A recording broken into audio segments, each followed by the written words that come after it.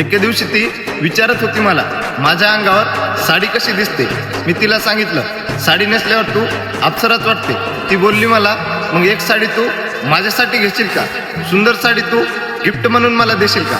मी सांगितलं तिला, नक्कीच एक दिवस तुला सुंदर साडी घेईन, पण तेव्हा मी तुला माझी बायको बनवून घेऊन जाईन. पण बरेच दिवस ती मला दिसलीच नाही. मी घेतली तिला साडी, पण परत ती मला भेटलीच नाही. मग एके दिवशी अचानक वाटेत भेटली मला. तेव्हा मात्र मी साडीवरच पाहिलं तिला. मी विचारलं, सांग ना गं बाळा, असं काय घडलं? तू खरं प्रेम करत होती माझ्यावर, मग मला एकटं का सोडलं? ती बोलली मला, कसं सांगू राजा, ही खूप मोठी कहाणी आहे. लग्न झालंय आता माझं. मी एका राजाची राणी आहे. जेव्हा गाव सोडून तू गावाबाहेर गेला होता, मला पाहण्यासाठी एक सरकारी नोकरीवाला आला होता. माझ्यासमोर तेव्हा पर्याय कुठलाच नव्हता, कारण मुलगा माझ्या घरच्यांनी निवडला होता.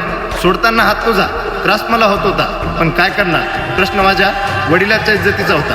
मी सांगितलं तिला, राखली इज्जत बापाची तू त्याच्याबरोबर लग्न करून, पण सांग ना तुला काय मिळालं ग एका आईच्या लाडक्या मुलाची जिंदगी बर्बाद करून.